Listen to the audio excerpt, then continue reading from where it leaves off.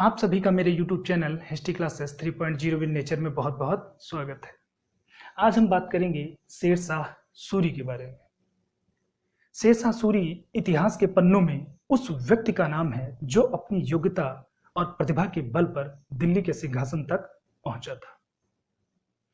शेर शाह सूरी ने उस मुगल वंश को जिसने दिल्ली पर 300 वर्षों तक शासन किया, उसी मुगल वंश के बादशाह हुमायूं को चुनौती दी और उसे भारत छोड़ने के लिए बाध्य कर दिया। यह बात है यह शेरशाह की योग्यता और प्रतिभा को प्रदर्शित करती है। आरपी त्रिपाठी ने शेरशाह के बारे में लिखा था कि शेरशाह अगर और अधिक दिनों तक जीवित रहता तो वह अकबर की महानता की बराबरी कर लेता, क्योंकि अकबर ने शेरशाह के बहुत से कार्यों का अनुसरण किया था। इसीलिए शेरशाह को अकबर का अग्रगामी भी कहा जाता है।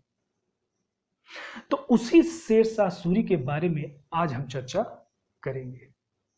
तो शेरशाह सूरी के जीवन को पढ़ने के लिए हम शेरशाह के जीवन को 6 भागों में बांट लेंगे। तो पहला हम यहां पर लिखेंगे प्रारंभिक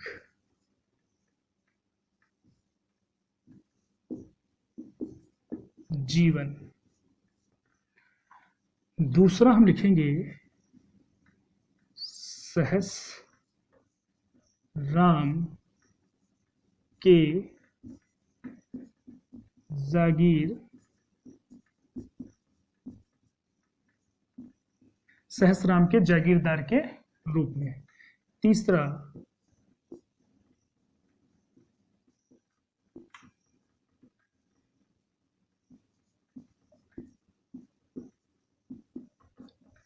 तीसरा है इब्राहिम लोधी के दरबार में।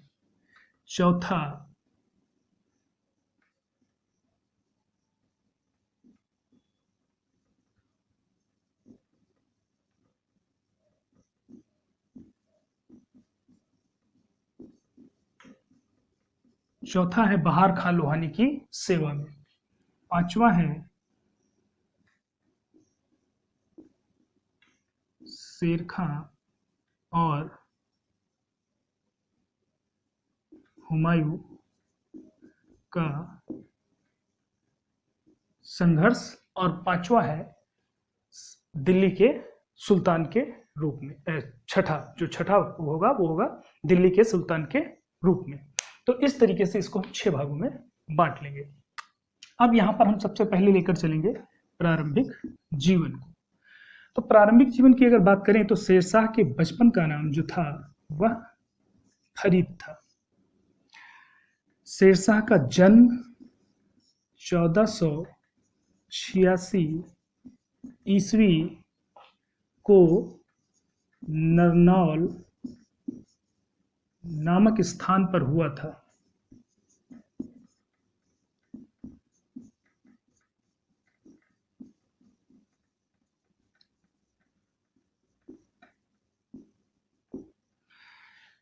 डॉक्टर कानूनगो के अनुसार, ये हमने इसलिए लिखा क्योंकि ये 1486 ईस्वी शेरशाह के जन्म की तिथि है। इसमें इतिहासकार एक मत नहीं है। कुछ इतिहासकारों का मानना है कि शेरशाह का जन्म 1472 ईस्वी को हुआ था, लेकिन यह 1486 अधिक प्रमाणित मानी जाती है। अतः हम इसी तिथि को लेकर चलेंगे।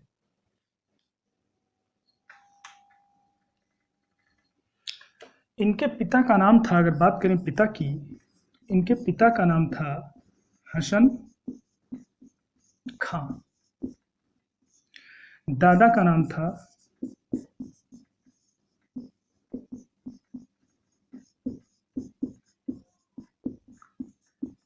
इब्राहिम खां सूर।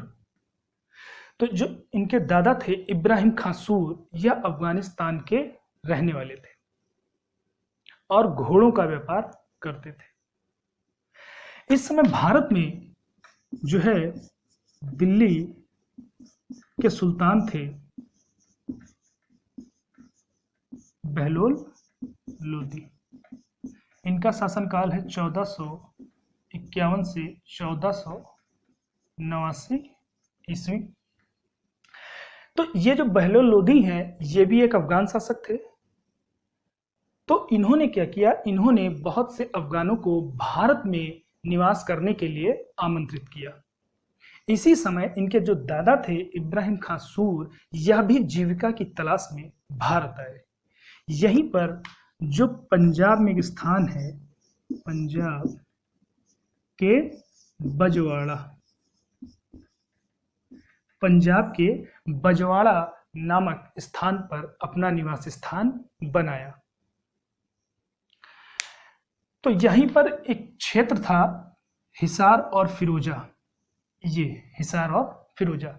यहाँ के जागीरदार थे जमाल खां सारंग खानी।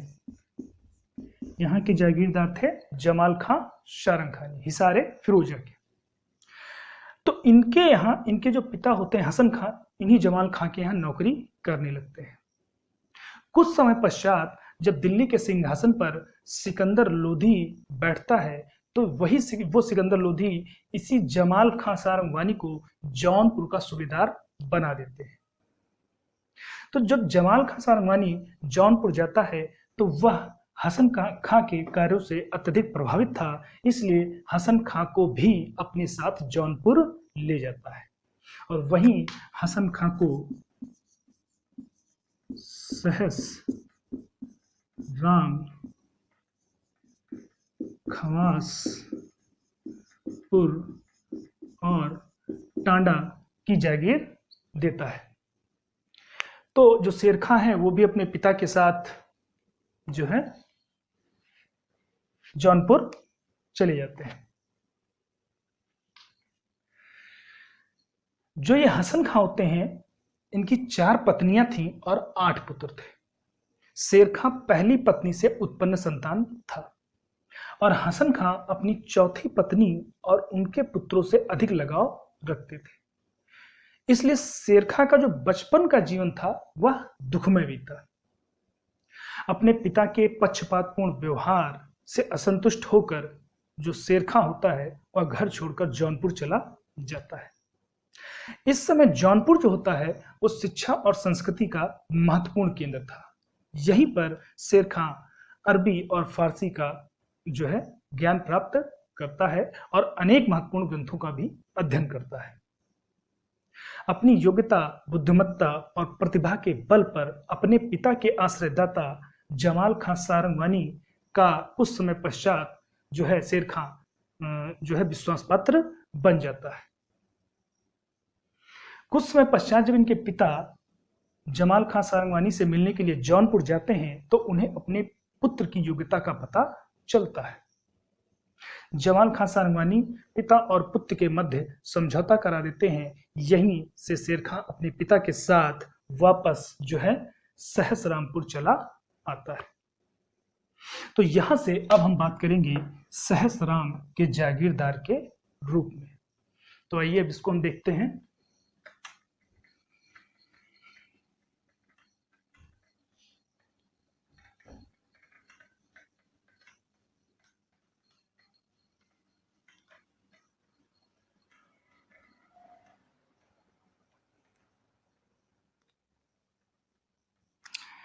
तो जब यहाँ से शेर खां अपने पिता के साथ सहसरामपुर चलाता है, तो इनके पिता फरीद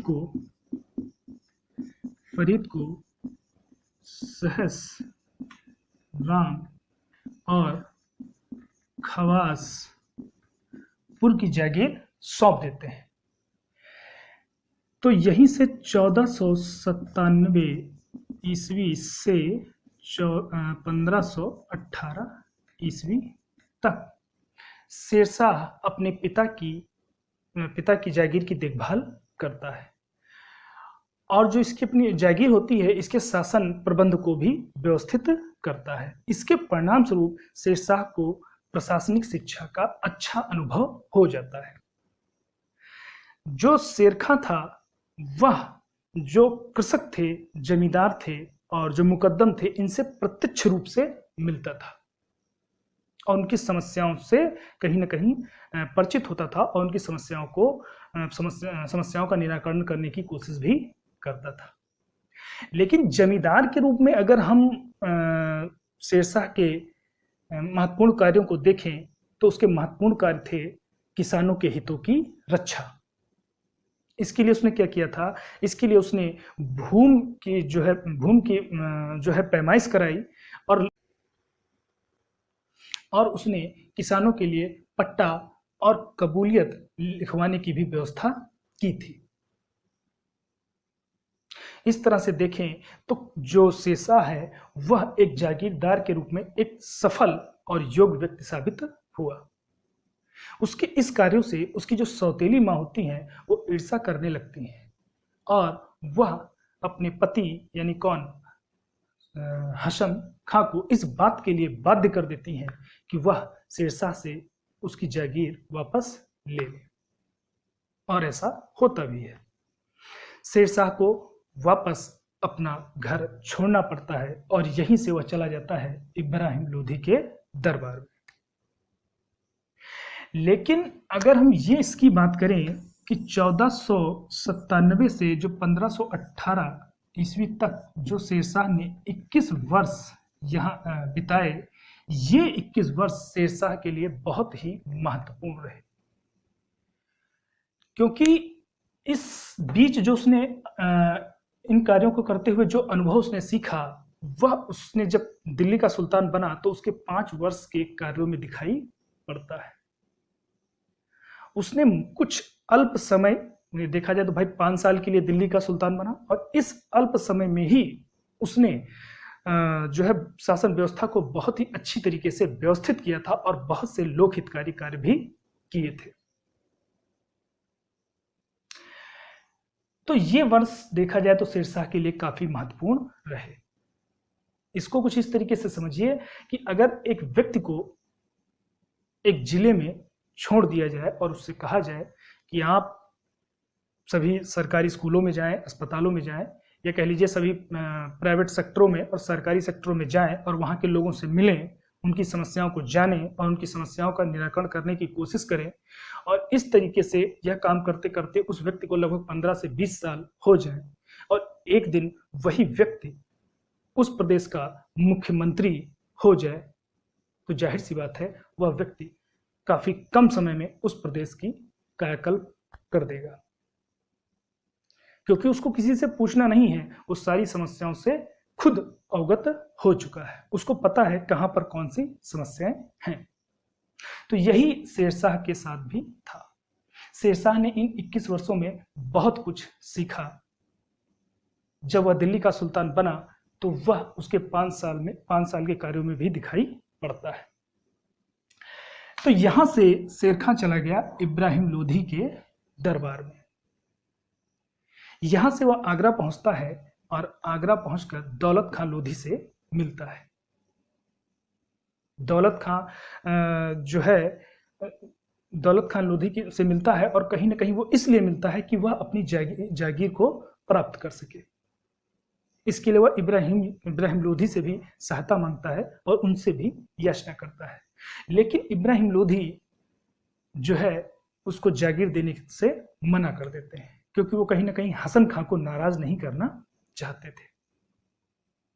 लेकिन इसी कुछ समय पश्चात इनके पिता की मृत्यु हो जाती है और इब्राहिम लोधी अब शेरखां को उसकी जागीर सौंपने में उसको कोई दिक्कत नहीं थी, अतः वह एक शाही फरमान जारी करता है और शेरखां को उसकी जागीर सौंप देता है। लेकिन शेरखां जब यहां से सहसरामपुर वापस पहुंचता है तो उसके जो भाई होते हैं उसको उसकी जागीर का उत्तराधिकारी मानने से इनकार कर देते हैं और वह उसके खिलाफ षड्यंत्र करने लगते हैं।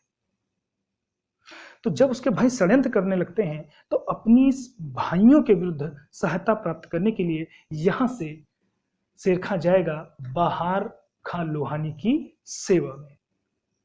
तो अब हम यहां से देखेंगे बहार खां लोहानी के बारे में। तो बहार खां लोहानी कौन थे? तो अगर हम बहार खां लोहानी की बात करें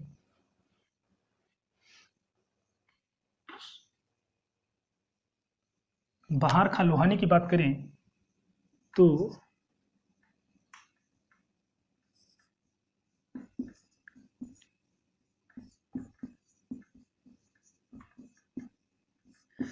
ये जो थे दक्षिण बिहार के सूबेदार थे, बहार खां लोहानी। तो शेर खां इनके यहाँ पहुंच जाता है और जल्दी ही अपनी योग्यता और प्रतिभा के बल पर इनका भी विश्वास पात्र बन जाता है। यहीं पर एक घटना घटित होती है। बहार खां लोहानी और शेर खां एक बार जंगल में शिकार खेलने के लिए जाते हैं और उन पर अचानक एक शेर हमला कर देता है। शेर खां तलवार के वार से शेर को मार देता है। इससे बहार खां लोहानी शेर खां से बहुत प्रभावित होते हैं और वह जो है शेर खां को, अभी तक अगर बात करें तो शेर खां का क्या नाम है? फरीद। तो यहीं पर वह फरीद को शेर खां की उपाधि देते हैं। तो यहीं से फरीद का नाम हो जाता है शेर खां। तो ये उपाधि किसने दी थी? तो शेर खां की उपाधि इसी बहार खां लोहानी ने दी थी।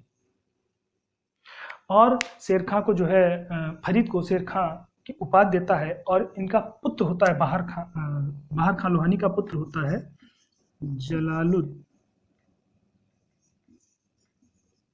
जलालुद्दीन। अपने इस पुत्र का संरक्षक और शिक्षक भी शेर खां को नियुक्त कर देता है। धीरे धीरे शेर खां का जो प्रभाव है वो दक्षिणी बिहार में बढ़ने लगता है। इससे जो लोहानी सरदार होते हैं वो शेर खां से ईर्ष्या करने लगते हैं और बहार खां लोहानी और शेर खां के मध्य मतभेद उत्पन्न करने के लिए षड्यंत्र करने लगते हैं। इसी बीच शेर खां भी वापस अपनी जो जागीर होती है सहसरामपुर, यहाँ चला आता है। इधर एक घटना और घटित होती है 1526 ईस्वी। इसी समय बाबर का दिल्ली पर आक्रमण होता है और वह इब्राहिम लोधी को पानीपत के प्रथम युद्ध में पराजित कर देता है और दिल्ली पर अधिकार कर लेता है। तो जब दिल्ली पर बाबर का अधिकार हो जाता है तो यही जो बहार खां लोहानी होते हैं ये अपने आप को मोहम्मद शाह, इसकी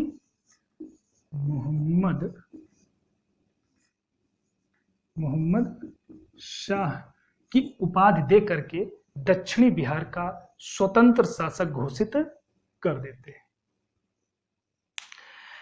तो जब इधर बहार खां लोहानी अपने आप को मोहम्मद शाह की उपाधि देकर दक्षिण बिहार का स्वतंत्र शासक घोषित कर देते हैं, इधर जो षड्यंत्रकारी होते हैं वो भी बहार खां और शेर खां के मध्य जो मतभेद था उसमें कहीं ना कहीं मतभेद कराने में सफल हो जाते हैं। तो जो मोहम्मद शाह होता है यह शेर खां के जागीर को विभाजित करने का आदेश दे देता है। इसके लिए वह चौंद के जागीरदार होते हैं मोहम्मद खां सूर, इनको भेजता है। लेकिन जब मोहम्मद खां सूर सहसरामपुर पहुंचते हैं तो शेर शाह इस विभाजन को अस्वीकार कर देता है। अतः अपनी सेना के बल पर मोहम्मद खां सूर शेर खां की जागीर पर अधिकार कर लेते हैं। तो अब कहीं न कहीं शेर खां को फिर अपनी जागीर छोड़नी पड़ती है। अब उसका एकमात्र सहारा थे मुगल, क्योंकि मुगल दिल्ली पर अधिकार कर चुके थे।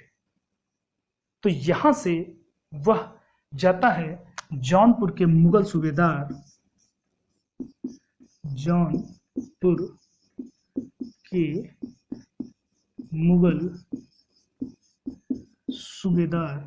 होते हैं